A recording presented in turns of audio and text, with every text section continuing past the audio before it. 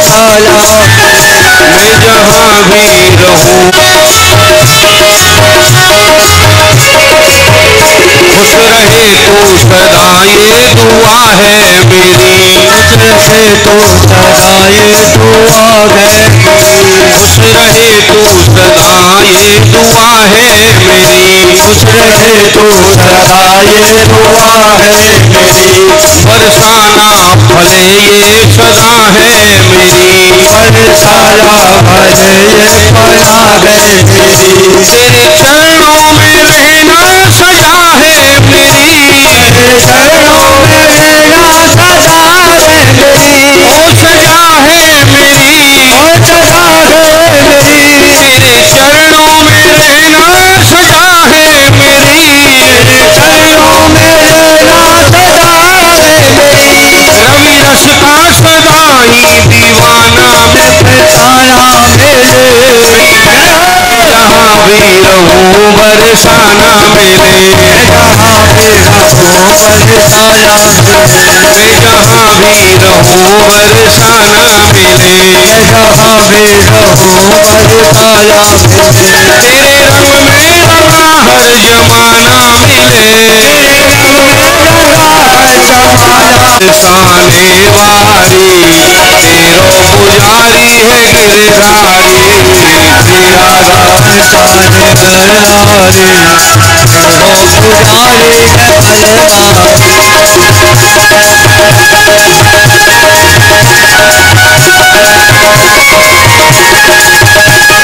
श्री राधा बरसाने वाली तेरो पुजारी है गिरधारी। श्री राधा बरसाने वाली तेरो पुजारी है गिरधारी राधे राधे राधे राधे राधे राधे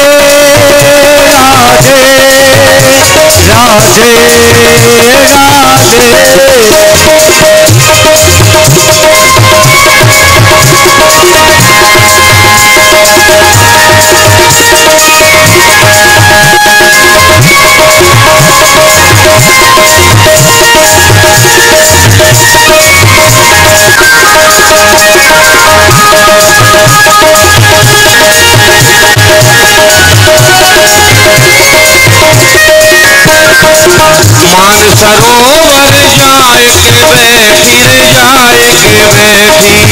मान सरोवर जाए के बैठी रे जाए के बैठी छलिया तेर से आए के बैठी रे से आए के बैठी। छलिया तेर से आए के बैठी से आए के बैठी छलिया तेर से आए के बैठी से आए के बैठी तेरो नाम मंगलकारी तेरो नाम मंगलकारी। तेरो पुजारी है गिरधारी। तेरो नाम मंगलकारी तेरो पुजारी है गिरधारी श्री राधा बरसाने वारी तेरो पुजारी है गिरधारी। श्री राधा बरसाने वाली राधे राधे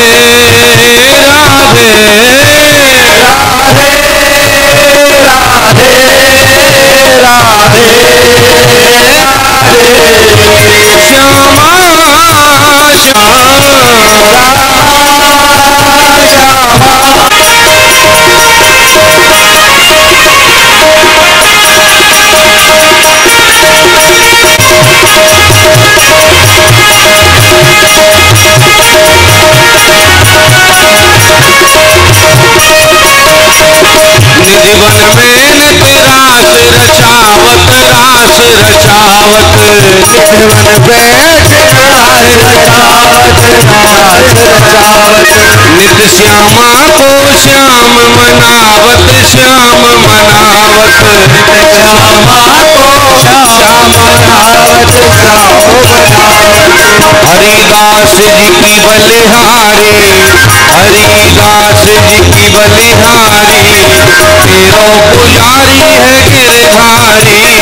हरिदास बलधारी तेरो पुजारी है बलधारी श्री राधा बरसाने वाली तेरो पुजारी है गिरधारी श्री राधा बरसाने वाली तेरो पुजारी है बलधारी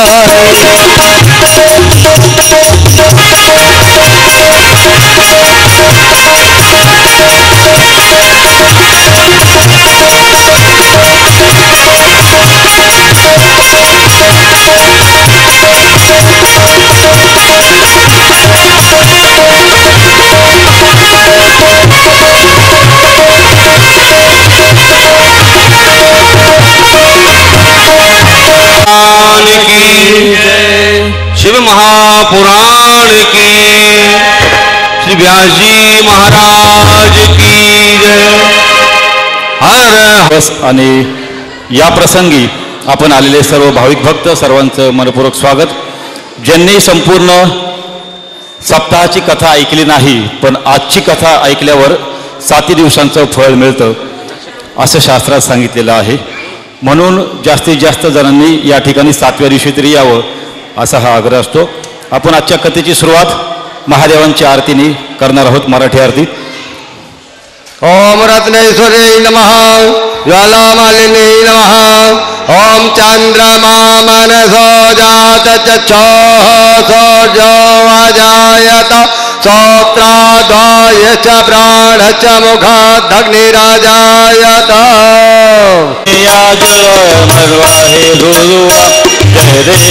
जय देव जय श्री शंकरा हो स्वामी शंकरा आरती ओवाळू भावारती ओवाळू कर्पूर गौरा जय देव कर्पूर गौरा भोळा विशाला अर्धांगी पार्वती सोनांच्या माळा विभूतींचे उधळण शीतकंठ नीळा ऐसा शंकर शोभे उम्मा वेल्लाळा जय देव शंकरा आरती ओवाळू भावारती ओवाळू कर्पूर गौरा जय देव देवी दैत्य सागर मंथन पै केले त्या माझी अवचित हळहळ जे उठले असुरपणे भाषण केले नीळकंठ नाम प्रसिद्ध श्री शंकरा हो स्वामी शंकरा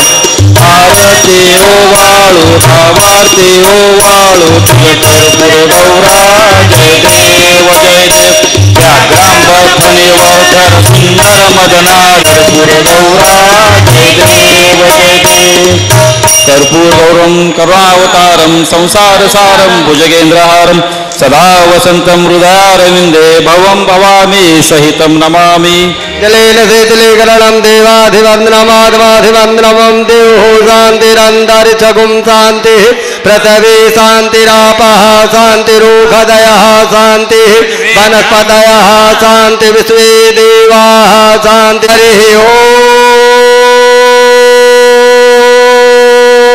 यज्ञेन यज्ञमयजन्त देवाः तानि धर्माणि प्रथमान्यासन्नः तेहनाकं महिमानः सचन्त यद पूर्वे साध्याः सन्ति देवाः हरिः ॐ एकदन्ताय विद्महे वक्रतुण्डाय धीमहि तन्नो दन्ति प्रचोदयात् हरिः ॐ आदिशक्त्यै च विद्महे कर्मसिद्ध्यै च धीमहि तन्नो गौरी प्रचोदयात् हरिः ॐ कात्यायन्यै च विद्महे कन्याकुमार्यै च धीमहि तन्नो दुर्गे प्रचोदयात् हरिः ॐ तत्पुरुषाय विद्महे महादेवाय धीमहि तन्नो रुद्रः प्रचोदयात् सेवन्ति कामकुलचम्पकपाटलाजै पूर्णाग्रजातकर्णेन पै बेवा प्रवाल तुलसी दल मंजरी में त्वां पूजयामि जगदीश्वर में प्रसीद नाना सुगंध पुष्पाणि यदा कालो भवानि च पुष्पाञ्जलिर्मया दत्त्वा ग्रहाणां परमेश्वर मंत्र पुष्पांजलिं समर्पयामि। बोले आशुतोष भगवान की, बोलो कैलासवासी भगवान की, बोलो महाकालेश्वर भगवान की, बोलो सिद्धेश्वर महादेव की, बोलो शिव महापुराण की, बोलो व्यास जी महाराज की, जय जय श्री राधे श्याम। नमः पार्वती पतये हर हर हर महादेव। हरिओम. सर्वांनी आपापल्या जागेवर स्थानापन्न व्हायचं आहे. आज झालेलं आगमन आणि त्यांनी वातावरणात पसरलेली प्रसन्नता, सर्व वातावरण कसं मन मोहून टाकणारं आहे. सर्वांनी पिवळे वस्त्र घातलेले आहेत, त्यामुळे अजूनच पवित्र या ठिकाणी माहोल तयार झालेला आहे. आपणा सर्वांना माहिती आहे की विश्वामध्ये आपल्या देशाची, भारताची ओळख साधू आणि सापांचा देश अशी आहे. जगामध्ये भारताची जी ओळख आहे की भारतामध्ये खूप साधू आणि खूप साप आहेत अशी आहे. आणि सुदैवाने या दोन्ही गोष्टींचा मला खूप सहवास लाभलेला आहे. साधूंचा पण लाभला आणि सापांचा पण लाभलेला आहे. साधू आपल्या आयुष्यामध्ये येतात आणि आपल्या आयुष्यातील ज्या अडचणी असतात, जी पापं असतात ती नष्ट करतात अगदी मोठ्या मनाने. त्यांच्याकडून आपण ज्या काही गोष्टी शिकायच्या असतात त्यासाठी ह्या सत्संगाचं आयोजन केलेलं असतं. साधूंची खूप महती आहे. साधूंची दर्शन, साधूंचं स्मरण, साधूंच्या वाक्यावर ठेवलेला विश्वास आपलं संपूर्ण आयुष्य बदलून टाकतो. एक साधूंचं एक छोटंसं उदाहरण देतो तुम्हाला. गुरु नानक देव सर्वांना माहिती आहेत. मोठे संत होऊन गेले. शीख समाजाचे सर्व लोकांसाठीच त्यांनी कल्याणासाठी आयुष्यभर कार्य केलं. असे परमपूज्य गुरु नानकजी देव एकदा प्रवचन करून, कीर्तन करून रात्री एका सुनसान वाटेने घरी परतत होते. मध्यरात्र होती, जवळच स्मशान होतं, गावाच्या बाहेरचा तो परिसर होता. आणि 2 चोरांनी त्यांना गाठलं. 2 चोर आले गुरु नानकांच्या जवळ आणि त्यांना चाकू दाखवला आणि त्यांना सांगितले की तुमच्याजवळ काय काय असेल ते मला द्या सर्व, आम्ही तुम्हाला लुटायला आलेलो आहोत. आणि ते संत होते. ते म्हटले माझ्याजवळ काही नाही आहे, तुम्ही हवं तर तपासून घ्या, जे जे काही तुम्हाला हवं आहे ते सर्व घेऊन जा. किंबहुना तुम्हाला असं जर वाटत असेल की मी काहीतरी लपवतोय, या अंधारामध्ये तुम्हाला दिसत नसेल, तर एक काम करा म्हणले. समोर स्मशान आहे, स्मशानामध्ये चिता जळतीये, त्यातलं एक लाकूड आणा जळतं आणि त्या उजेडामध्ये तुम्ही मला तपासा आणि जे जे तुम्हाला हवं आहे ते घेऊन जा. मग ते 2 चोरांपैकी एक चोर त्यांच्याजवळ थांबतो आणि एक चोर त्या स्मशानामध्ये जातो की तिथलं जळतं लाकूड घेऊन यायचं आहे म्हणून. त्या स्मशानात गेल्यावर त्या चोराला संभाषण ऐकू येतं. 2 देवदूत आणि शिवदूत, यमदूत आलेले असतात आणि ते यमदूत एकमेकांना बोलत असतात एकमेकांशी की अरे आता आपण ह्यांना घ्यायला आलो होतो, हे जे प्रेत जळतं इथं स्मशानामध्ये, पण आता आपल्याला रिकाम्या हाताने परत जावं लागेल. तर तो दुसरा यमदूत त्या पहिल्या यमदूताला विचारतो का बरं. म्हणजे तू पाहिलं नाही का आत्ता की तिथं ते संत उभे आहेत, त्यांची नजर ह्या प्रेतावर पडली आहे, त्यामुळं हे पवित्र झालं. आता हे आपल्याला नेता येणार नाही. आता हे शिवदूत येतील आणि शिवलोकात घेऊन जातील. हे ते चोर ऐकतो सर्व की ते प्रेत येतो, मेलेला आहे जीव, त्या मेलेल्या जीवावर ह्या संतांची नजर पडली, ज्यांना आपण आता लुटणार आहे, त्या मेलेल्या जीवावर पडली तरी ते पवित्र झालंय प्रेत. आपण तर जिवंत आहे, आपल्या जिवंतपणावर त्यांची नजर पडलेली आणि आपण काय करतोय, तो तसाच रिकाम्या हाताने जातो. त्या दुसऱ्या चोराला सांगतो की हा व्यक्ती असा आहे की हा मेलेल्यांना स्वर्गात पाठवतोय, आपण त्यांच्यासमोर जिवंत उभं आहे, का नाही आपल्या जीवाचं कल्याण करून घेऊ. आणि ते दोघं मग गुरु नानकांचे शिष्य झाले. इतकी संत महिमा सांगितलेली आहे. म्हणून आपण देखील काय करायचंय, जसं फुलपाखरू असतं की फुलपाखरू सर्व बगीच्यामध्ये फिरतं आणि फक्त चांगल्या चांगल्या गोष्टी वेचतं. आपण सुद्धा इथं आल्यावर इथं जे जे महाराजांनी गोष्टी सांगितल्या चांगल्या, इथं जे तुम्हाला आढळल्या त्या चांगल्या गोष्टी फक्त आपण घेऊन जायचं आहे आणि आपल्या आयुष्याचा उपयोग करायचा आहे. तुम्हाला सर्वांना सूर्यफूल माहिती असेल. सूर्यफुलाचं काय वैशिष्ट्य असतं? इतर फुलांपेक्षा वेगळं वैशिष्ट्य काय सूर्यफुलाचं? जिकडे सूर्य असेल तिकडे ते मान वळवतं, सूर्याकडे बघत असतं सूर्यफूल, बरोबर की नाही? मोठं असतं, चमकदार असतं, छान छान रंग असतात आणि सूर्याकडे बघतं ते. पावसाळ्यामध्ये काय होतं? जेव्हा ढग येतात, जेव्हा सलग 5-6 दिवस सूर्यच नाही उगवला, तेव्हा त्या सूर्यफुलाचं तोंड कुठं असतं? नाही. लक्षात ठेवा, आता ही एक माहिती, नवीन माहिती तुमच्यासाठी. जेव्हा ढग असतात तेव्हा सूर्यफुलांची तोंड त्या 2 फुलांच्या एकमेकांकडे असतात, ती फुलं एकमेकांना पाहतात. जेव्हा आपण सत्संगामध्ये येतो तेव्हा सगळं आपलं लक्ष साधू संतांकडे पाहिजे आणि सत्संग ऐकल्यानंतर आपण एकमेकांशी त्या सूर्यफुलाप्रमाणे वागायचं आहे. एकमेकांचं सहकार्य घेऊन आपल्या जीवनामध्ये आनंद निर्माण करायचा आहे. हे त्या सूर्यफुलाकडून आपल्याला शिकायचं आहे. लक्षात ठेवा आणि आपल्या जीवनाचं कल्याण करून घ्या. परदेशी परिवाराने अथक परिश्रमाने हा जो सत्संग या ठिकाणी आयोजित केला त्याबद्दल आपणा सर्वांतर्फे त्यांना लाख लाख धन्यवाद. आणि मी महाराष्ट्रीयांना विनंती करतो की आजच्या या शेवटच्या दिवशीमध्ये त्यांनी प्रवेश करावा. राधे राधे. श्री राधे, श्री राधे, राधे राधे, श्री राधे, श्री राधे, श्री राधे, राधे राधे, इको डाउन, श्री राधे, श्री राधे, राधे राधे, श्री राधे.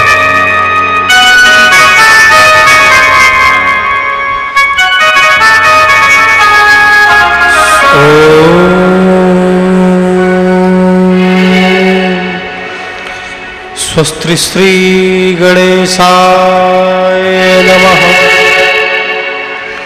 श्री सरस्वत्यै नमः. श्री मातृपितृचरणकमलेभ्यो नमः. श्री गुरुपरमदयालवे नमः.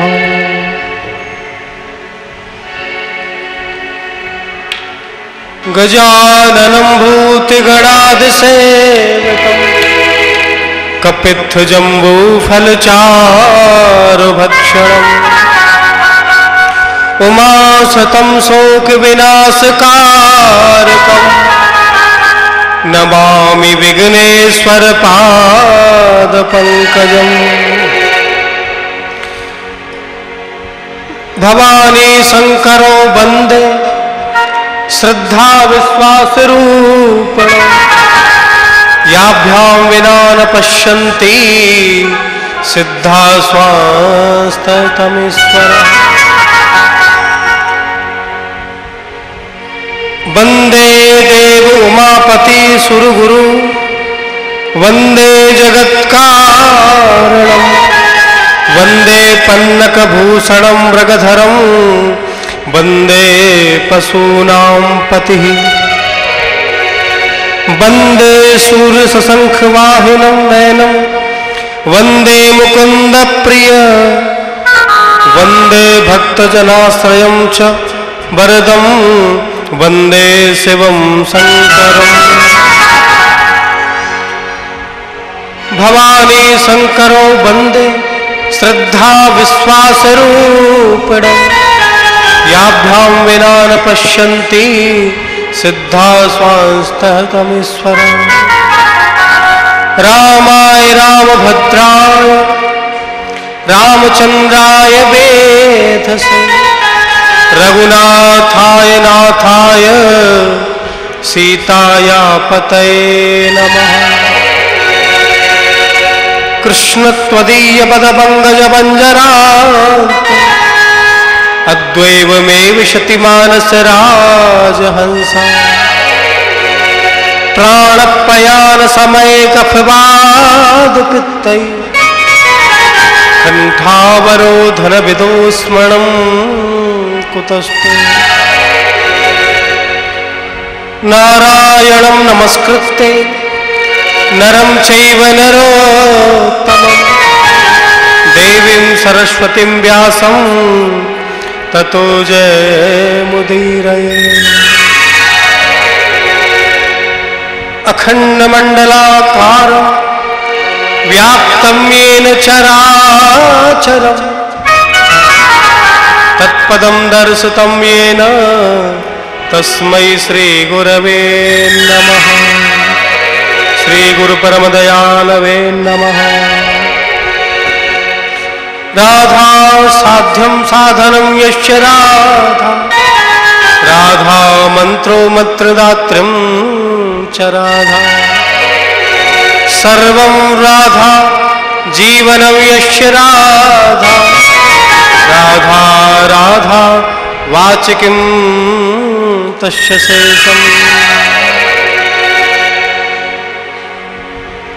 जयंती मंगला काली भद्रकाली कपालिनी, दुर्गा क्षमा शिवा धात्री, स्वाहा स्वधा नमोस्तुते।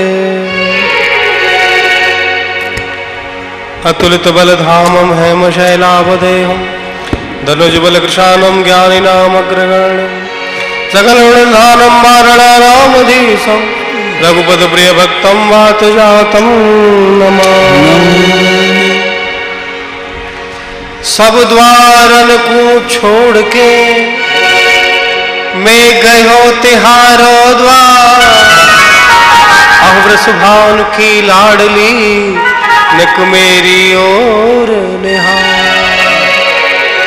भक्ति भक्त भगवंत गुरु चतुर नाम वपु एक, इनके पद वंदन करो नासत विघ्न अनेक। श्री राधा कृष्ण चरण कमलेभ्यो नमः। उमा महेश्वराभ्यो नमः। श्री गुरु चरण कमलेभ्यो नमः। आइए युगलाष्टकम का पाठ सभी बड़ी श्रद्धा से प्रेम से गायन करेंगे। भगवान शिव के शिवाष्टकम का पाठ बड़ी सुंदर। नमामि समीशान निर्वाण रूपम विभं व्यापकं वेदस्वरूपं निजं निर्गुणं निर्विकल्पं निरीहं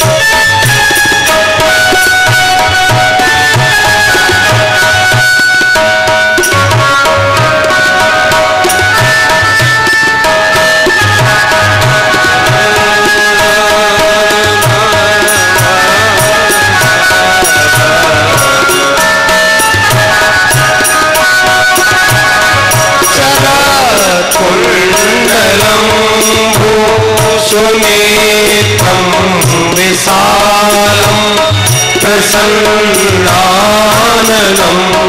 नीलकण्ठं दयालं जनाधीश चर्मामरं मुण्डमालं प्रियं शङ्करं धर्मदासं भजामि प्रचण्डं प्रचण्डं प्रगल्भं परेशम् अखण्डं अजं भानुकोटिप्रकाशम् त्रयशूलनिर्मूलनं शूलपाणि भजेऽहं भवानी पतिभावगम्यम्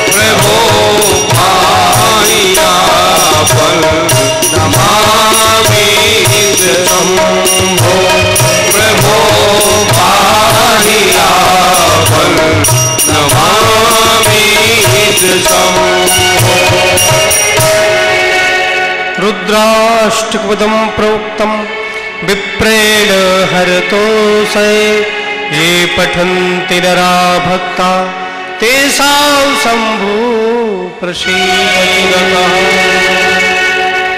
बोल शंकर भगवान की जय। आइए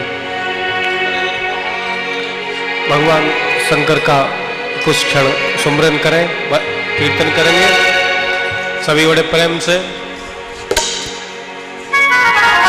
हर हर महादेव शंभो काशी विश्वनाथ गंगे, हर हर महादेव शंभो काशी विश्वनाथ गंगे हर हर महादेव शंभो काशी विश्वनाथ गंगे हर हर महादेव शंभो काशी विश्वनाथ गंगे काशी विश्वनाथ गंगे काशी अमरनाथ गंगे काशी विश्वनाथ गंगे काशी अमरनाथ गंगे काशी विश्वनाथ गंगे काशी अमरनाथ गंगे काशी विश्वनाथ गंगे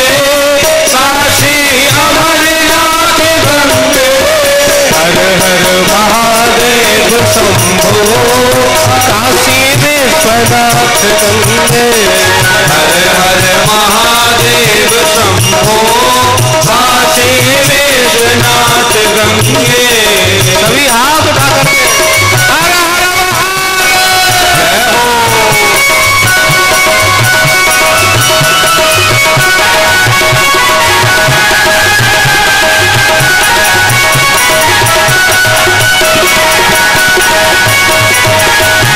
हर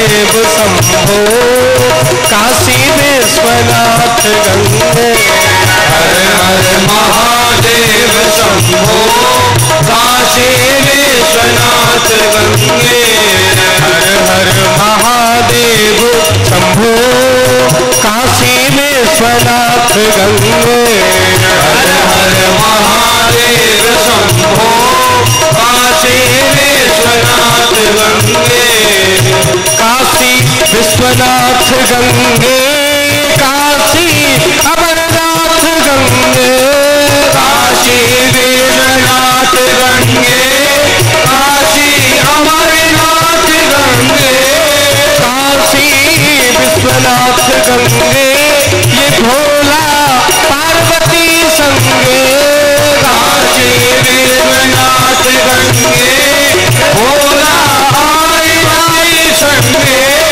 हर हर महादेव शंभो काशी विश्वनाथ गंगे हर हर महादेव शंभो काशी विश्वनाथ गंगे हर हर महादेव शंभो काशी विश्वनाथ गंगे हर हर महादेव शंभो काशी विश्वनाथ गंगे हर हर महादेव शंभो काशी विश्वनाथ गंगे हर हर महादेव शंभो काशी विश्वनाथ गंगे हर हर महादेव शंभो काशी विश्वनाथ गंगे हर हर महादेव शंभो काशी विश्वनाथ गंगे हरे कृष्ण कृष्ण कृष्ण हरे हरे हरे राम राम राम हरे हरे कृष्ण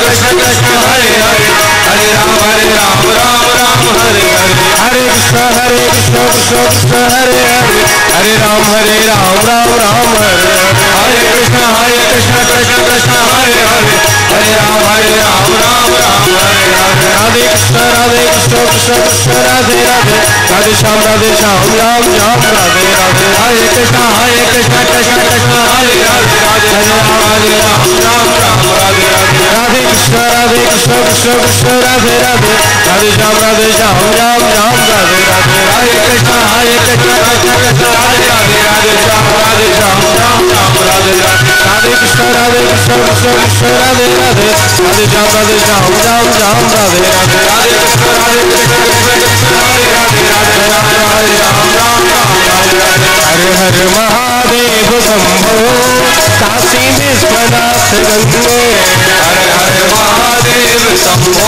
विश्वनाथ गंगे हर हर महादेव शंभो काशी विश्वनाथ गंगे हर हर महादेव शंभो काशी गंगे काशी अमरनाथ गंगे काशी विश्वनाथ गंगे काशी अमरनाथ गंगे काशी विश्वनाथ गंगे काशी अमरनाथ गंगे काशी विश्वनाथ गंगे काशी अमरनाथ गंगे हर महादेव शंभो काशी विश्वनाथ गंगे हर हर महादेव शंभो काशी विश्वनाथ गंगे हर हर महादेव शंभो काशी विश्वनाथ गंगे हर हर महादेव शंभो काशी विश्वनाथ गंगे हर हर महादेव शंभो काशी विश्वनाथ गंगे हर हर महादेव शंभो काशी विश्वनाथ गंगे हर हर महादेव शंभो काशी विश्वनाथ गंगे हर हर महादेव शंभो काशी विश्वनाथ गंगे हर हर महादेव हर हर महादेव हर हर महादेव। पूर्ण महाकालेश्वर भगवान की जय। श्री जगन्नाथ महाप्रभु की जय। श्री गौरी शंकर भगवान की जय। श्री हर हर महादेव। श्री गणेश जी महाराज की जय। श्री सीतारामचंद्र भगवान की जय। वीर बजरंगबली श्री हनुमान जी महाराज की जय। पूज्य गुरुदेव भगवान की जय। सर्वप्रथम हमारे आराध्य श्री राधा माधव राधा गोविंद भगवानों के चरणों में प्रणाम। मंगल में आशीर्वाद प्रदान करें, अपना स्थान ग्रहण करें। कथा के रचयिता आशुतोष भगवान शिव गौरी शंकर भगवान के चरणों में वंदन प्रणाम, वो भी आकर के अपना स्थान ग्रहण करें। पूज्य गुरुदेव के चरणों में वंदन प्रणाम, वो भी आकर के अपना स्थान ग्रहण करें। मंगल में आशीर्वाद प्रदान करें। स्थान देवता, वासु देवता, ग्राम देवता, नगर देवता, सबके चरणों में वंदन, यथा स्थान ग्रहण करें।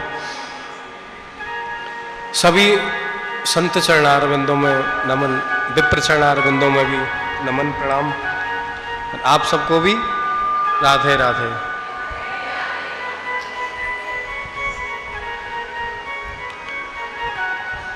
मानव जीवन का सर्वोत्त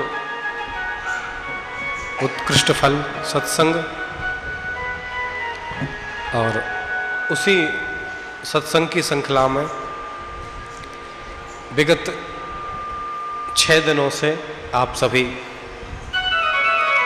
भगवान शिव का जो वांगे में स्वरूप है, वाणी में स्वरूप जो है, शिव पुराण,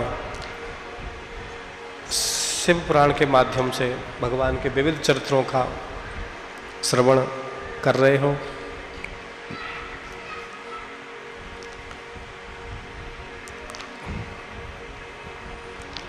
आज इस उत्सव का, इस यज्ञ का विराम दिवस है, कथा का विश्राम दिवस है। कथा भगवान की कभी समाप्त नहीं होती, कथा कभी खत्म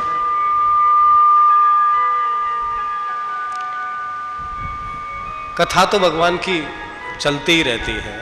आज यहाँ विश्राम हुआ तो 2-4 दिन में कहीं और शुरू होगी है। जैसे भगवान नित्य हैं, नूतन हैं, भगवान कभी बुढ़े नहीं होते। भगवान हमेशा 16 वर्षीय रहते हैं, देखने में 16 वर्ष के दिखते हैं। हजारों वर्ष की उम्र हो जाती है, फिर भी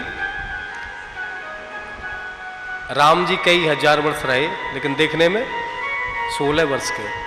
ठाकुर भी 120 वर्ष रहे पर देखने में बालक है। तो नित्य नूतन है ठाकुर। हमारे ब्रज में कहें नित्य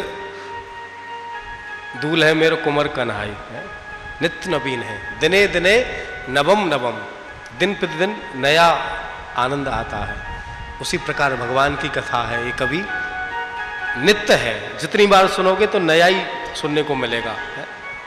कभी पुरानी नहीं होती कथा, जब सुनोगे जब नया ही कुछ ना कुछ सुनने को मिलेगा। दिने दिने नवम नवम, अनंत कथा है। जैसे भगवान के हजारों लाखों अवतार होते हैं, ऐसे ही कथा भी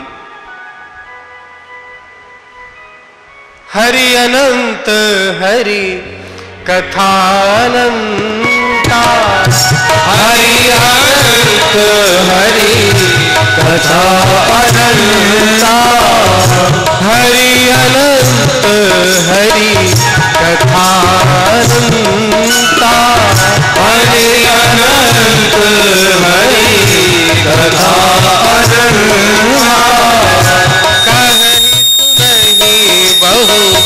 वेद सब संता, कहानी सुनाए बहु वेद सब संता, कहीं सुनही बहु वेद सब संता, कहीं सुनही बहु वेद सब संता।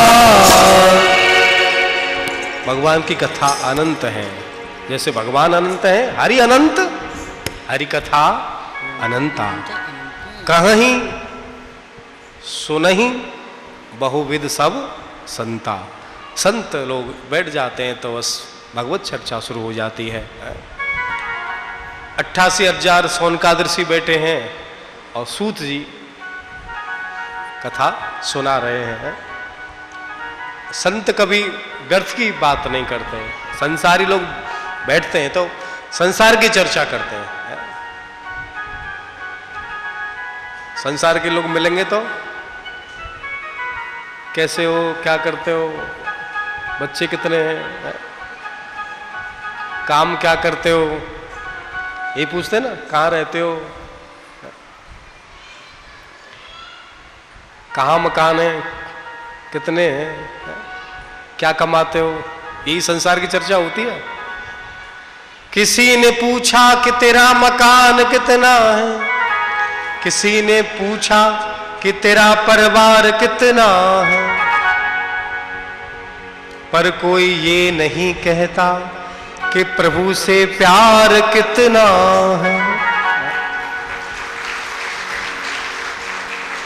संसार के लोग यही पूछेंगे, घर कितना है, परिवार कितना है, बच्चे कितने हैं। कोई पूछता है कि पूजन कितना करते हो, भजन कितना करते हो, सत्संग कितना करते हो। यदि किसी संत की शरण में जाओगे, संत के पास जाकर के बैठोगे तो संत ये नहीं पूछेंगे बच्चे कितने हैं, फैक्ट्री कितनी है, दुकान कितनी है। वो कहेंगे भजन करते हो कि नहीं, नहीं करो, भजन किया करो। कुछ साथ में नहीं जाएगा, ये भजन ही साथ में जाएगा। भजन करो बच्चा, तुम्हारा कल्याण होगा। किया हुआ भजन ही हमारे साथ जाएगा। किया हुआ पुरुषार्थी परमार्थी दान ही, पूजा ही, जप तप व्रत, ये साथ जाएगा। सत्कर्म किए वो साथ जाएंगे।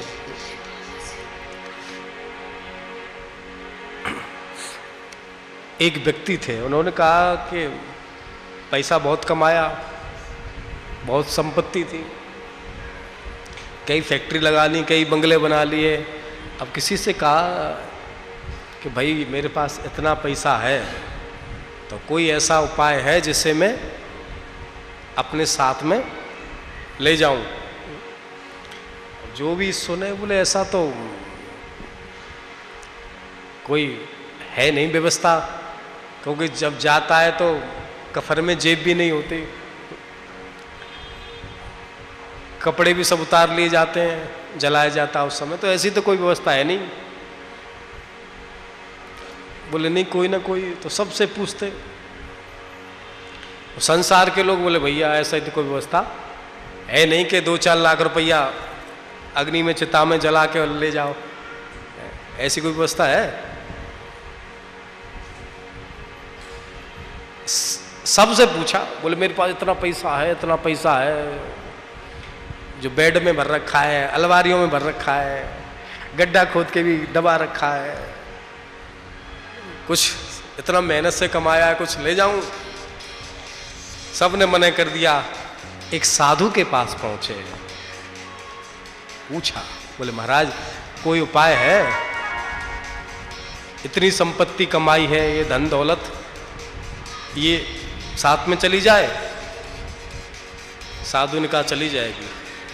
बोले महाराज आप अच्छे मिले, आज तक तो किसी ने नहीं बताया, सब कहते हैं कि 1 रुपया भी साथ नहीं जाएगा।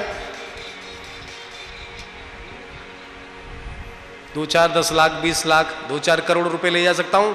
साधु बोले चिंता मत करे, जितना तू चाहे उतना ले जा, 10, 20, 50 करोड़, 100 करोड़, जितना हो सब तेरे साथ जाएगा। ऐसी कोई व्यवस्था है? बोले हाँ। तो बताओ ना महाराज, देर क्यों कर रहे हो, फिर बताओ, हमने तो आज तक सुना नहीं। साधु बोले बच्चा, एक देश में से अब दूसरे देश में जाते हो तो करेंसी जो है वो चेंज करनी पड़ती है, एयरपोर्ट पर व्यवस्था रहती है। अब जिस देश में जाओगे तो वहाँ कहीं पाउंड चलता है, कहीं डॉलर चलता है, कहीं बर्नी चलता है, अलग अलग सब देशों की करेंसी है। अब इंडिया से गए अमेरिका तो फिर वहाँ जा कर के वो अपना रुपया दे दो और बदले में वहाँ की जो चलने वाली करेंसी है वो डॉलर ले लो, क्योंकि वहाँ वही काम करती है, वहाँ वही चलेगी। रुपया थोड़ी चलेगा, वहाँ नहीं चलेगा ना, चलेगा नहीं चलेगा ना। तो करेंसी चेंज करनी पड़ेगी क्योंकि वहां चलती है। अब इंडिया में कोई आ जाए तो यहाँ का रुपया लेना पड़ेगा, डॉलर दो और रुपया कन्वर्ट करके उसमें। तो पृथ्वी पर ही, धरती पर ही सिस्टम है कि एक देश की करेंसी दूसरे देश में नहीं चलती है। तो उसके लिए क्या किया जाए? बोले जो करेंसी है उसे चेंज कर लो। बात समझ में आई? बोले महाराज ढंग से नहीं आई।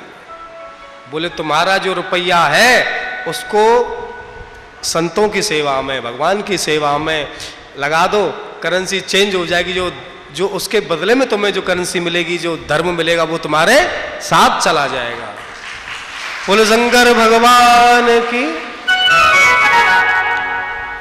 जो हमारा धन है उसको अच्छे कार्यों में हम लगा दें, परमार्थ के कार्यों में लगावें, दीन दुखियों की सहायता के लिए, गरीब कन्याओं की विवाह में, यज्ञ में,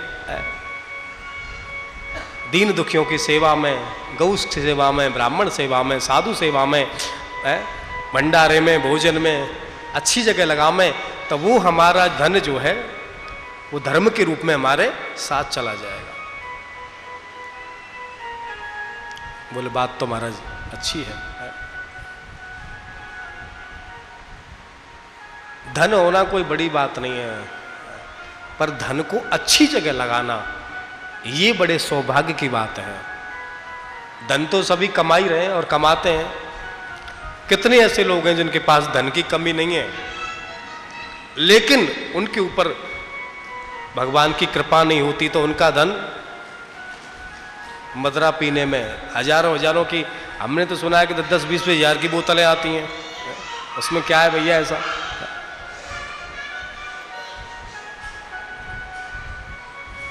पकड़ लो अन्य बच्चा ना, कौन के बच्चा है ये?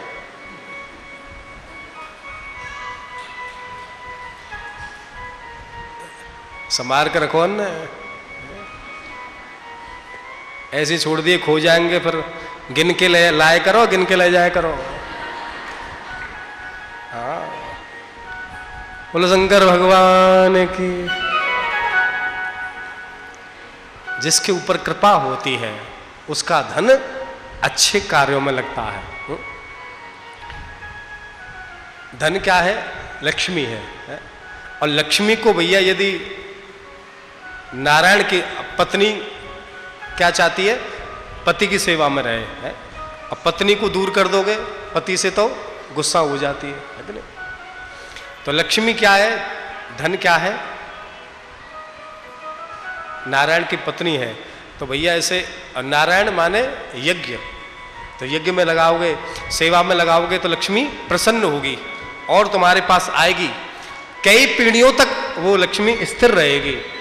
और भैया यदि इसको बुरे कार्यों में लगाओगे तो फिर लक्ष्मी रुष्ट हो जाती है।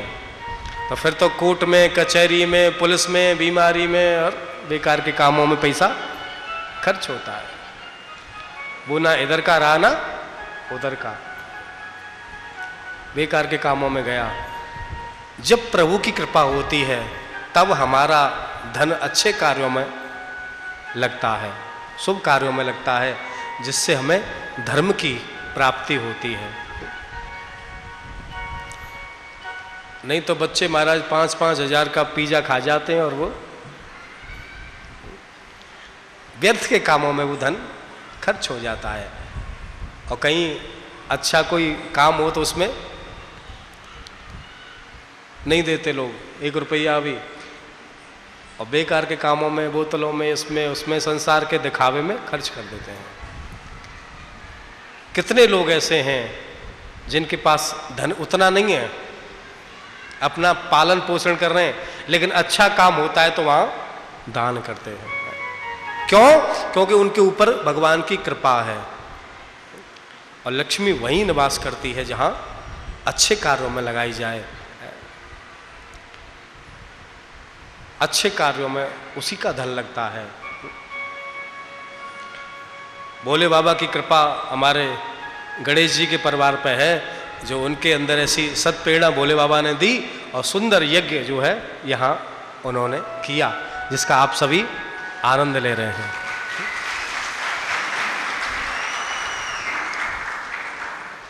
ये धन की सार्थकता है, धन को अच्छे कार्यों में लगाया, कितने लोग उसका आनंद ले रहे हैं।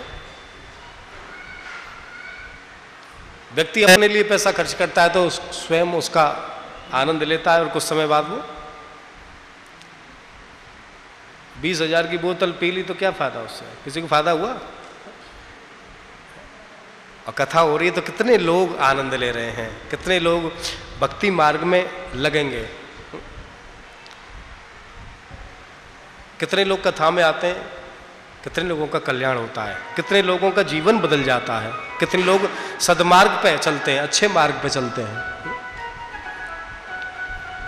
तो भैया ये सब होता तभी है जब भगवान की कृपा हो, संतों की कृपा हो जाए, है? हमारे जो पितृ हैं उनकी कृपा हो, तब जाकर के संभव होता है। ये पैसे से नहीं मिलेगा। है? कितने ऐसे पैसे वाले लोग थे, अभी कुछ समय पहले हमारी कथा हो रही थी, एक ब्राह्मण परिवार था, तो उन्होंने कथा रखी, उनके घर में ही बहुत बड़ा पार्क था, उसमें कथा हुई, सब मिलने जुलने वाले आए, तो एक उनके रिलेटिव आए, बोले महाराज जी मेरी भी इच्छा है कि मैं भागवत कथा कराऊं। मैंने की कराओ, अच्छी बात है, क्या खर्चा होगा? मैंने हम तो कुछ लेते नहीं है, तुम्हारी जो भावना हो उस हिसाब से खर्चा करो बोले कोई बात नहीं। मैं तो उनके 2-3 तो होटल थे, पेट्रोल पंप था, अच्छे धनवान थे। बोले महाराज बड़े रूप में कथा होगी, टीवी पे प्रसारण होगा, बहुत बड़े रूप में कथा कराऊंगा। ठीक है, चर्चा होती रही फोन पे, लेकिन कोई संयोग ऐसा नहीं बन पाया, और ठाकुर जी कृपा ऐसी हुई कि 2-3 साल बाद कोरोना में वो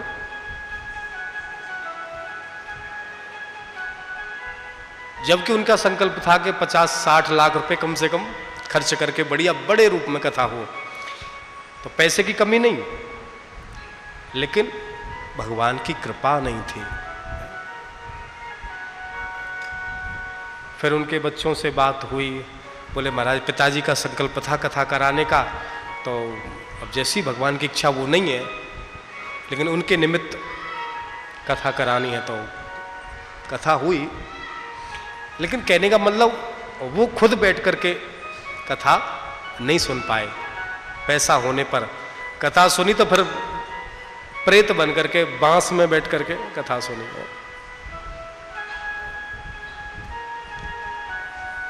तो कहने का तात्पर्य यह है कि पैसा यदि हमारे पास है तो पैसे से कथा हो जाएगी, ऐसा नहीं है। अच्छे अच्छे पैसे वाले भी कहते रहते हैं कराएंगे कराएंगे, करा नहीं पाते। कराता वही है जिसके ऊपर भगवान की कृपा होती है।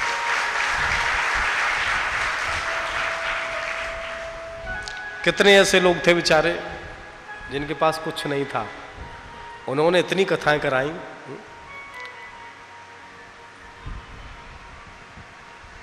कितने ऐसे लोग हैं। आइए आज इस उत्सव का विराम दिवस है। प्रसंग तो बहुत हैं शिव पुराण के, कम से कम 1 महीना चाहिए तब जा करके पूरे प्रसंग कहे जा सकते हैं। समुद्र है ये तो, पर भैया अब हमारी इतनी सामर्थ्य नहीं जो समुद्र को पी सके। तो जितना जिसका पात्र है, कोई लोटा भर के, कोई गिलास में भर के, जितना आ जाए जितना उसी में कल्याण है। अब सब आए हो, जितना जिसकी पात्रता है उतना आनंद लेंगे, और जितनी श्रद्धा होगी जितनी भक्ति होगी उतना ही कल्याण होगा। कल के प्रसंग में आप सबने भगवान के गणेश जी के चरित्र को सुना। गणेश जी का जन्म, कार्तिकेय जी का जन्म, और भी अनेक कथा सुनी। गणेश जी महाराज की महिमा बड़ी सुंदर यहाँ गाई, और अनेकों प्रकार से भगवान शंकर ने गणेश जी को प्रथम पूज्य बना दिया। पहले गणेश जी की पूजा, उसके बाद कोई कार्य। और बोले जो तुम्हारी पूजा नहीं करेगा वो फिर उसके कार्य में विघ्न आएंगे, बाधाएं आएंगी। उसके बाद एक कथा आई कि भोले बाबा ने, कल हमने सुना है ना, त्रिपुर का वध किया। तारकासुर के पुत्र हुए ना 3, उन्होंने कल वरदान मांगा। तो जब भगवान शिव रथ पे बैठ करके युद्ध करने के लिए गए और जैसे ही धनुष पे बाण चढ़ाया तो भोले बाबा के अंगूठे में दर्द हो गया, प्रत्यंचा खिंची नहीं। भोले बाबा ने देखा ये दर्द कैसे हो रहा है, मैंने धनुष पे बाण चढ़ाया, प्रत्यंचा खींची नहीं जा रही है मुझसे, अंगूठे में दर्द हो गया। आकाशवाणी हुई, बोले महाराज आपने ही तो गणेश जी को प्रथम पूज्य बनाया और आप युद्ध करने लगे, गणेश जी का नाम ही नहीं लिया आपने, इसीलिए ये विघ्न आ रहा है। भोले बाबा ने कहा ठीक है। तो महाराज ऐसे गणेश जी हैं जो अपने पिताजी को भी नहीं छोड़ा। तो भोले बाबा ने तो नियम बनाया, बोले पहले तुम्हारी पूजा होगी सर पूजी। तो भोले बाबा के अंगूठे में भी दर्द हो गया, तब नाम लिया, तब जाकर के युद्ध किया और त्रिपुर का दहन किया। तो ऐसे गणेश जी की महिमा है, सारे विघ्नों को दूर करने वाली।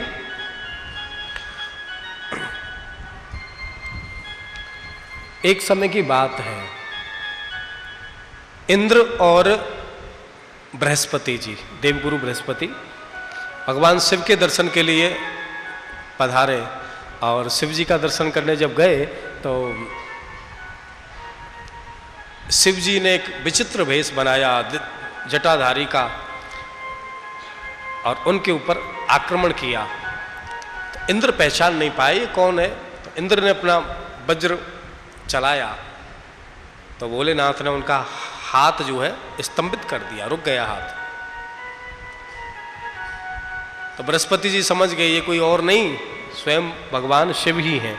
प्रणाम किया तो भगवान के नेत्रों से एक दिव्य ज्वाला प्रकट हुई और जाकर के वो समुद्र में गिर पड़ा, और उससे एक, तो ब्रह्मा जी ने उसे बटोर लिया। जल में वो अग्नि गिरी, जिससे जल से, समुद्र से एक राक्षस प्रकट हो गया जिसका नाम है जलंधर। और वो बड़ा दुष्ट स्वभाव का था। जलंधर प्रकट हो गया तो उसने तपस्या की। उसकी पत्नी जो थी वृंदा, वो बड़ी पतिव्रता थी।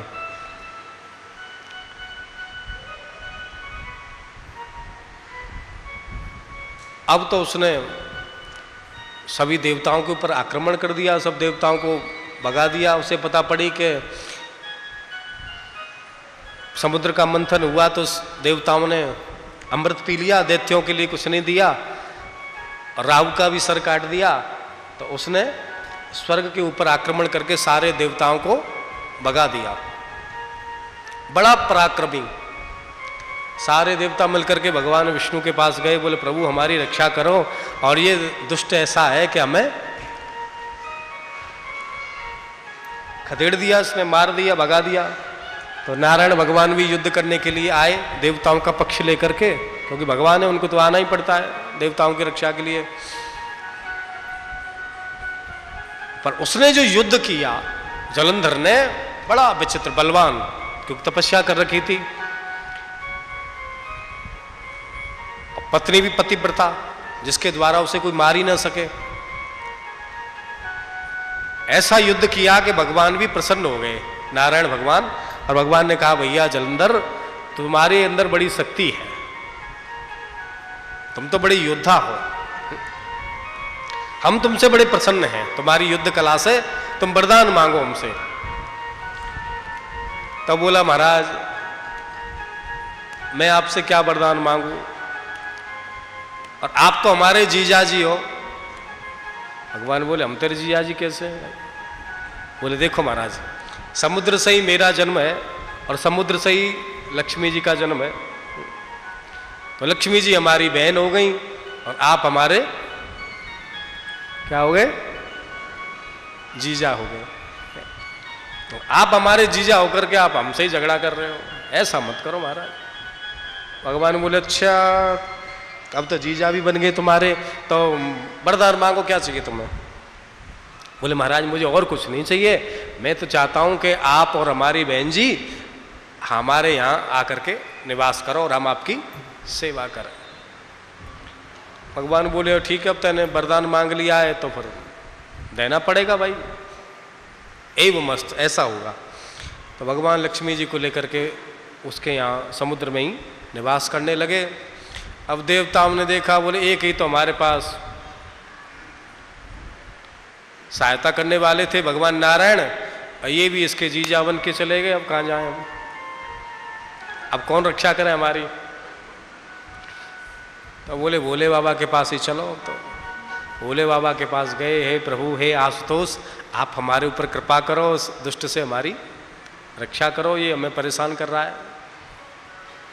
भोले बाबा बोले चिंता मत करो।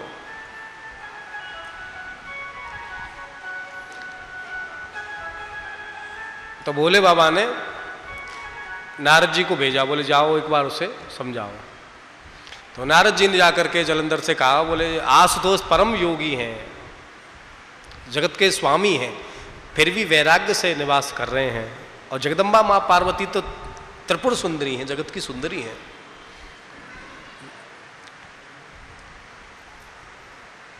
पार्वती जी के विषय में उसने सुना कि इतनी सुंदर है, तो देखा तो उसने एक अपने राक्षस को भेजा, बोले जाओ भोले बाबा से कहो कि पार्वती को हमको दे दें, देख के आओ कितनी सुंदर है वो। अरे जब शंकर जी बैरागी हैं तो उनको स्त्री की क्या जरूरत है, इतनी सुंदर स्त्री उनके पास है, देख करके आओ स्त्री को कैसी है, हम ले लेंगे उसको। अब महाराज उसके राक्षस गए, और जैसे ही राक्षस गए, कहा पार्वती जी की ओर देखा तो भोले बाबा समाधि में बैठे, उनको क्रोध आया, और उनके क्रोध से एक गण प्रकट हुआ, भयंकर गण प्रकट हुआ, और उसे देख करके वो राक्षस भाग गए। अब भोले बाबा से बोला बताओ महाराज मुझे आज्ञा करो, किस लिए प्रकट किया है, किसे समाप्त करूं, किसे खा जाऊं, मुझे बड़ी भूख लग रही है। अब वो राक्षस तो भग गया वहां से, जलंधर का भेजा हुआ। भगवान ने कहा उस राक्षस को खा जाओ, बोले वो तो महाराज गया, आप कहाँ हैं?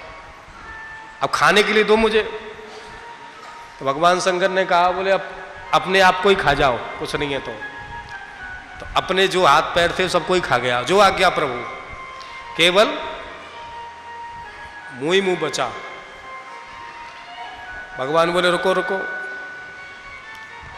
तुम तो बड़े स्वामी भक्त हो और हमने तुम्हें प्रकट किया, तुम अपने शरीर को ही खा गए हमारे कहने से। ठीक है, आज से तुम हमारे गण रहोगे। और क्या नाम रखा? कीर्ति मुख। आप जब भी शिव पूजा करते हो तो शिव परिवार में नंदीश्वर, सर्प, कीर्ति मुख, कार्तिकेय जी, गणेश जी, माँ जगदम्बा, पार्वती है, तो कीर्ति मुख की भी पूजा होती है सर्प के साथ में। प्राचीन जितने भी मंदिर हैं, जितने भी शिवालय प्राचीन हैं, सब में दरवाजे पर कीर्ति मुख की स्थापना की जाती थी। बिना कीर्ति मुख की पूजा के भगवान की पूजा पूरी नहीं मानी जाती है। कीर्ति मुख को दरवाजे पे निवास दिया शिवालय में। और राहु को भेजा, राहु है ना, राहु को भेजा, बोले तुम जाओ अब के जलंधर ने। और राहु गया महाराज, तो गया तो सही, लेकिन उसने देखी कि पहले से ही भगवान विष्णु ने मेरा सर काट दिया है ना। स्वर भानु नाम का दैत्य था, और भगवान विष्णु ने जब सर काटा तो एक सर और धड़ अलग, राहु और केतु दो बन गए। तो राहु ने देखा पहले से ही सर है, धड़ है नहीं है, अब मैं भोले बाबा के पास जाऊं तो कहीं ऐसा नहीं सर भी नहीं रहे। तो गया तो सही, तुरंत लौट करके आ गया, बोले मेरे बस की नहीं है। भगवान शंकर युद्ध के लिए खड़े हुए, युद्ध आरंभ हुआ जलंधर का और भगवान शंकर का। पर महाराज उसकी पत्नी इतनी पतिव्रता थी कि जिसके द्वारा बोले जब तक इसका पतिव्रत धर्म नष्ट नहीं होगा तब तक ये नहीं मरेगा। भोलेनाथ युद्ध में युद्ध करने लगे, और युद्ध करते करते महाराज सैकड़ों वर्ष हो गए, सैकड़ों वर्ष हो गए। और जितने राक्षसों को भोले बाबा काटें, कुछ समय बाद वो फिर खड़े हो जाए लड़वे। भोले बाबा बोले ये समस्या क्या है? अरे इतने सैकड़ों वर्ष बीत गए युद्ध करते करते, और ये तो जितने मारते हैं उतने प्रकट होते जाते हैं। क्या ये कोई फैक्ट्री खोल लीजिए, कहाँ से प्रकट है इतने? बताया, बोले महाराज ये आपके जो चेला है ना शुक्राचार्य जी, आपकी कृपा से आपने उनको संजीवनी विद्या प्रदान कर दी है, मृत्युंजय मंत्र दे दिया है। अब वो जितने राक्षसों के गुरु हैं शुक्राचार्य, बोले जितने भी ये राक्षस मरते हैं वो उनको मृत संजीवनी विद्या के द्वारा जिंदा कर देते हैं, फिर आकर के लड़ने लग जाते हैं। बोले बाबा बोले अच्छा, गुरु की विद्या और गुरु पे ही चला रहे हैं, हमने विद्या सिखाई और हमारे ऊपर ही प्रयोग है। तुरंत भोले बाबा ने कृत्या को प्रकट कर दिया और कहा कि जाओ ये शुक्राचार्य जी को संभालो, ये सब गड़बड़ कर रहे हैं। इतने दिन हो गए युद्ध करते करते। कृत्या गई और उसने शुक्राचार्य जी को अपने गुह्य मार्ग में दुबका दिया। अब युद्ध आरंभ हुआ महाराज। आओ तो जलंधर ने क्या किया, युद्ध करते करते, अब माया भी है, राक्षस लोग हैं, बड़ी माया जानते हैं, तो एक रूप से तो वहां युद्ध कर रहा था और एक रूप से भोले बाबा का स्वरूप बना करके पार्वती जी के पास पहुंच गया। और इधर एक रूप से युद्ध कर रहा है भोले बाबा के साथ में। अब जैसे ही कैलाश पर पहुंचा, पार्वती जी ने देखा तो भोले बाबा का रूप बना रखा था।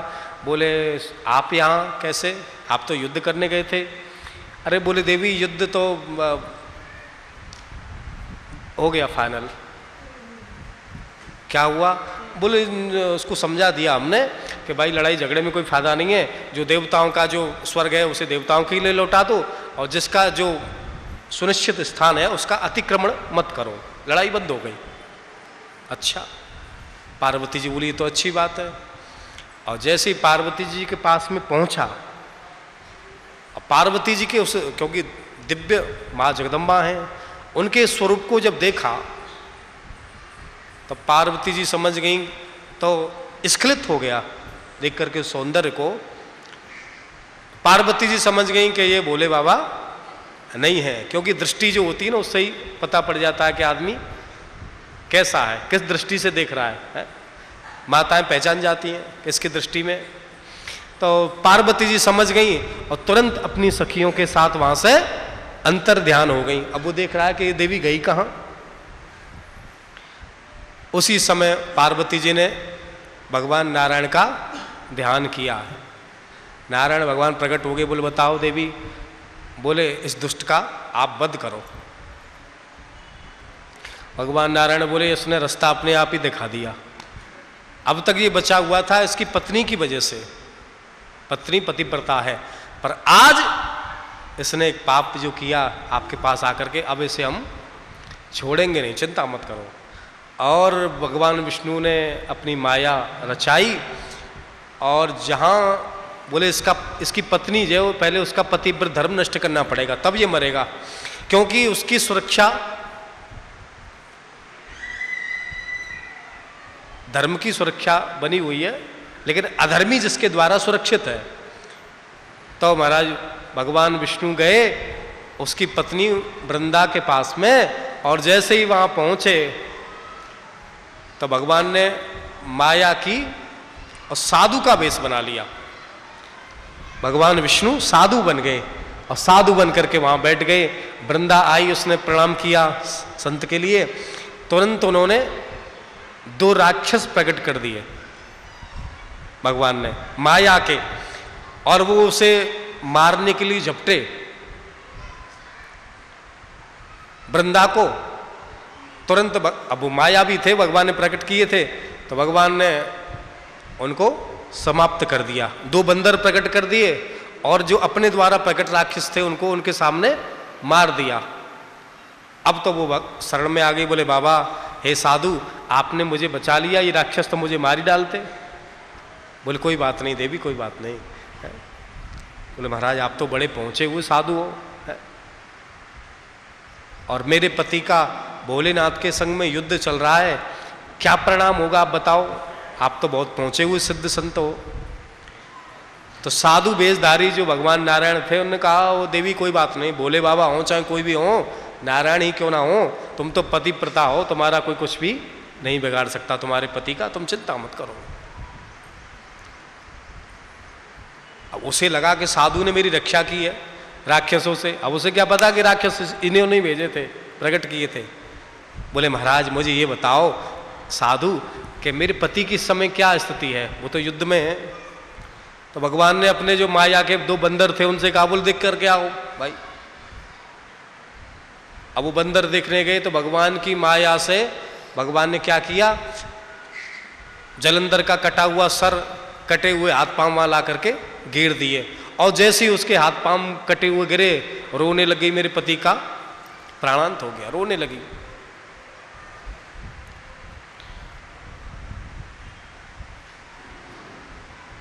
बोले महाराज ये तो, भगवान बोले चिंता मत करो कुछ नहीं हुआ, सब हम ठीक कर देंगे।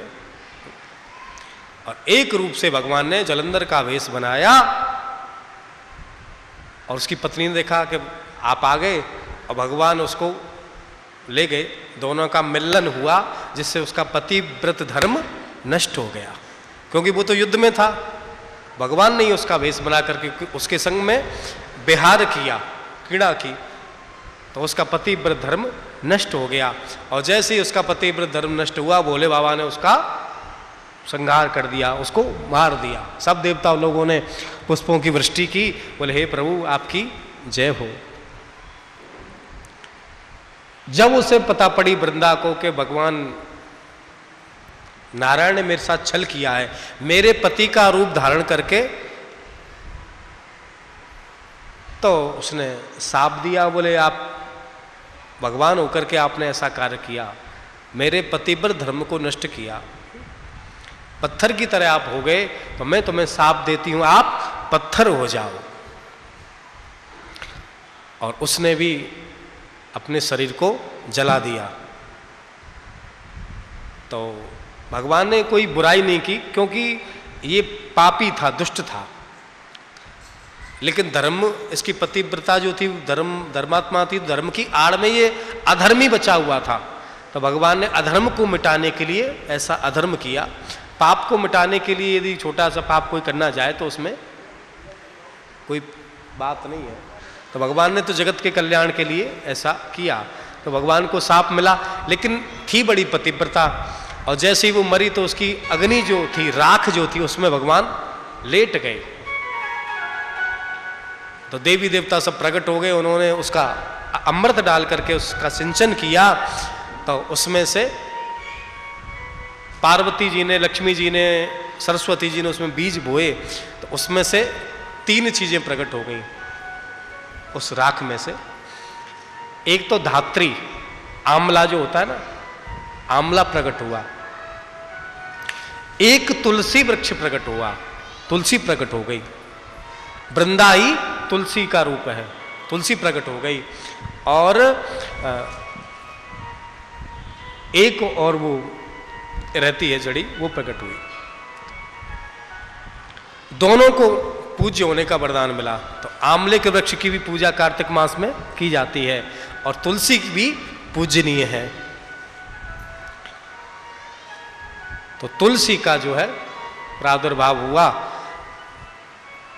और तुलसी जी जो है वो अगला जन्म जब हुआ तुलसी के रूप में वृंदा का, तो प्रकट हुई तो तपस्या करने लगी भगवान को प्राप्त करने के लिए। किसकी तपस्या करी? भगवान को पति रूप में प्राप्त करने के लिए। तपस्या में लग गई। तो तुलसी जो है वो परम पूज्य है। जब तक तुलसी भगवान के भोग में नहीं डलती तब भगवान स्वीकार नहीं करते। सालग्राम भगवान की पूजा में अभिशाप दिया ना वृंदा ने भगवान को कि तुम पत्थर हो जाओ। तो भगवान ने, देखो ये भगवान की लीला है, भगवान की इच्छा से ऐसा हुआ। और भगवान जो है वो सालग्राम जी के रूप में, पत्थर के रूप में प्रकट हुए। क्योंकि भगवान ने देखा कि संसार के लोग, उस समय तो मूर्ति तो बनती नहीं थी, आजकल तो सब कारखाने खुल गए मूर्ति बना करके, उस समय मूर्ति नहीं थी, तो लोग पूजा कैसे करें? तो सालग्राम भगवान का ही रूप है। इसीलिए भगवान ने कृपा की, बोले सब मेरी पूजा कर सकें। अब एक राक्षस और था, उसने तपस्या की, भगवान ने कई वरदान मांगो। बोले महाराज दोगे? बोले हाँ मांगो। तो बोले हम आपको ही खाना चाहते हैं। भगवान बोले विचित्र है, हमसे ही वरदान मांग रहा है और वरदान में कह रहा है कि हम आपको खाना चाहते हैं। भक्त भी महाराज बड़े विचित्र।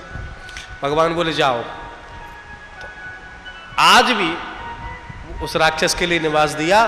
बोले तुम जाओ, और जितने भी सालग्राम जी होते हैं, हजारों सालग्राम जी रोज आते हैं और पत्थर वो काट काट करके उनमें चक्र की आकृति दे करके, वो राक्षस आज भी उन पत्थरों को खाता है, और उस सालग्राम जी के रूप में उनमें अलग अलग चिन्ह बन जाते हैं। किसी में नरसिंह अवतार, किसी में अलग अलग सालग्राम जी है, वो रोज खाता है, भगवान का वरदान है उसे। तो सालग्राम जी के रूप में भगवान प्रकट हो गए। और सालग्राम जी की प्रिया हैं तुलसी। भैया तुलसी सालग्राम जी के ऊपर चढ़ाई जाती हैं। जिस घर में स्वयं सालग्राम भगवान विराजमान हैं और तुलसी मैया चढ़ती हैं, उस घर में सब प्रकार के आनंद रहते हैं। जैसे शंकर जी, नर्मदेश्वर महादेव प्राण प्रतिष्ठा की जरूरत नहीं है, उसी प्रकार सालग्राम भगवान को भी कोई पूजा की प्रतिष्ठा की जरूरत नहीं है। वैसे ही पूजा करो, रोज स्नान कराओ, और बहुत सरल पूजा है। साधु कहते हैं कि इतनी सरल पूजा है सालग्राम भगवान की कि धोए के पी लो और दिखाए के खा लो। धो के पी जाओ और दिखा के खा जाओ। धो के पी जाओ मतलब भगवान को स्नान कराओ और चरणामृत पान कर लो, और जो खाना है भगवान का भोग लगाओ, सामने रख दो, खा जाओ, हो गई पूजा। साधु कहते हैं वो धोए के पी जाओ और दिखाए के खाओ। और सालग्राम भगवान का जो जल चढ़ा करके उस जल को पान करते हैं जो, उस जल में कितनी शक्ति है। उस जल को पीने से जिसकी कुंडली में अकाल मृत्यु का योग हो, कई लोगों की अल्प आयु रहती है, तो ज्योतिषी लोग कहते हैं कि इसको 10 साल बाद, 15 साल बाद, 20 साल बाद मृत्यु का योग बन रहा है। तो ऐसी जिनकी कुंडली में अकाल मृत्यु का योग है, यदि भैया वो भगवान के उस चरणोदक का, भगवान को स्नान करा करके सालग्राम भगवान का जो चरणोदक है उसको जो पान करते हैं, तो अकाल मृत्यु का जो भय है वो दूर हो जाता है, और जितने भी किए हुए पाप हैं वो सब नष्ट हो जाते हैं। जितनी भी व्याधि है, बीमारी है, रोग दोष है, वो सब दूर हो जाते हैं, और आगे फिर जन्म नहीं लेना पड़ता, जन्म मृत्यु से उसका कल्याण हो जाता है। अकाल मृत्यु हरणम सर्व व्याधि विनाशनम विष्णु पादाद